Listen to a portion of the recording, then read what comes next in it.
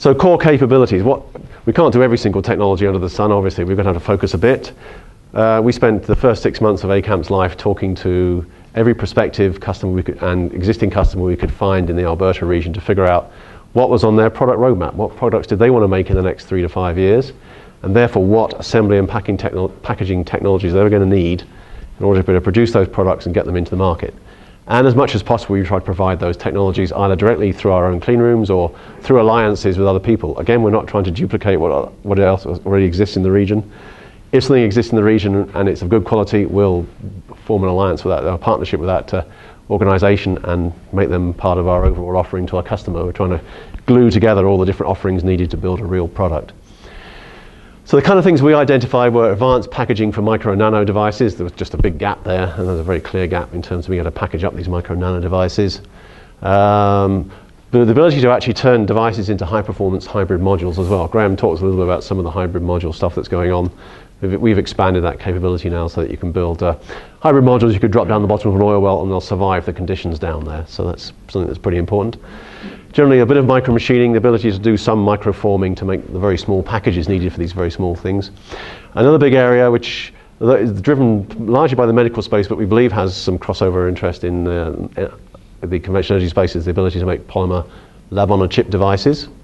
Very importantly, underpinning all these things, simulation and design. We've got some very good quality simulation tools and test and characterization, be able to test and understand thoroughly what we're making.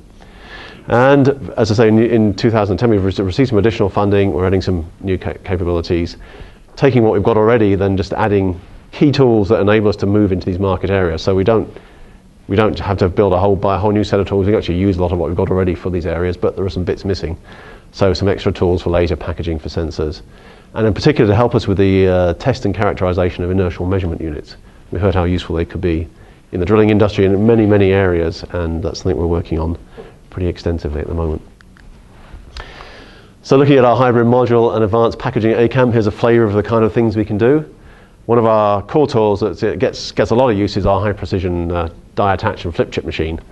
This is a machine that's very versatile, very flexible. It can pick up a die, any type of die, a MEMS die or a PCB die or even a surface mount component, and place it either in a package or on a surface mount module. It can use a number of different bonding technologies, solder, epoxy, UV epoxy, eutectic to name just a few. So it's a very flexible tool. It's aimed at pilot production, and that gets used quite a lot for a number of different projects. We also have the ability to do vacuum sealing as well. This is quite important for high resolution resonance sensors, so we have a vacuum sealing oven. But more interestingly, and I'll just talk about this one now, and another foil is our low temperature co-fired ceramic hybrid module process. This was actually driven by people wanting to make sensors to put down oil wells. This enables us to build a multi-layer ceramic-based PCB. The advantage of that is it's robust. It can survive very high temperatures. It can survive very harsh environments. It's also a very stable and reliable technology. It's used in medical implant devices, for instance, because it's so reliable. It's also used under the hood in automotive. Again, those guys are pretty hot on reliability. They don't want to see. We've heard recently any slight problem and they have a major headache. So the technology enables you to build up multiple layers of ceramic. We can put tracks, we can put resistors, we can embed capacitors in this structure. We can assemble die, surface mount components. We can even embed chips by building cavities.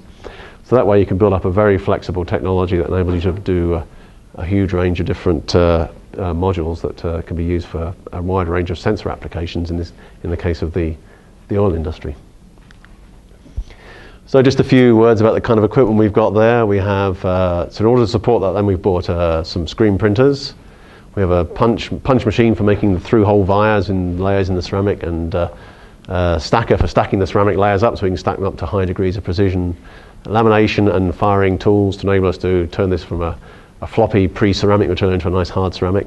We have dicing capabilities, and we also have electroplating capabilities as well to enable us to produce some really good quality metal tracks on the surface. And then we have the ability to actually assemble and package the modules. We've mentioned the flip chip bonder and the vacuum oven, but we also have wire bonding as well, so we can wire things up and create a fully finished surface module. And we're adding the ability to do things like brazing on metal lids to seal the package and create a high quality vacuum seal. On top of that, then we have more micro machining capabilities. Another tool that was actually again inspired by the energy industry was e-beam welding. This is a very versatile, powerful technology. It enables us to do welding under vacuum.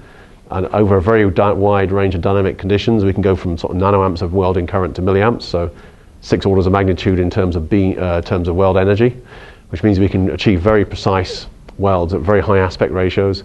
We can actually weld right next door to an active component without destroying that component. That's actually something you can't do with gas welding. That's a property that's used by a number of our customers to build high performance modules. And of course the weld's under vacuum, so you can weld exotic materials without any problems of parasitic oxidation as well. We also have a laser drilling and cutting machine, 532 nanometers, aimed mostly at thin opaque materials like silicon, ceramic and thin metal sheets. We use that for cutting things like stencils and for doing odd form cutting of interesting shapes. We have a direct write patterning system, which is available actually in Calgary to do some direct write patterning. And as I've mentioned already, we have a network of partners. We work very closely with AMIF in Calgary, it's a university laboratory, Nanofab in University of Alberta, and many other people, some PCB assembly houses and so on, to complete the supply chain for products. I think I better move on here. A couple of words about microfluidics. We have a Unoptic hot embosser. This is the unique tool. This is the only tool of its kind in North America, and we're getting a lot of traction from regional companies, but also interest from North American companies as well. Most of the other tools in North America are R&D tools. This is a semi-production tool, so we can actually go ahead and produce reasonable volumes of lab-on-a-chip devices for a wide range of applications. Simulation and design. We've focused on ANSYS Multiphysics as our core simulation tool.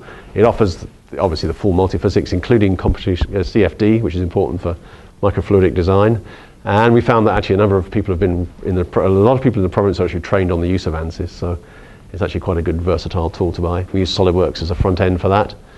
We have recently added the ability to do high-speed design via Agilent's ADS high-speed design software, which is a pretty powerful tool. We can do optical design using ZMAX, and we're probably going to add wave propagation to that as well.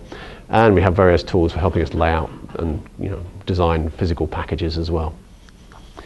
Characterization, this is just a sample. We have a good range of tools. We have an SEM. I think everybody has to have an SEM. We have a scanning acoustic microscope, which is a very powerful tool for looking into opaque materials, finding delamination of voids.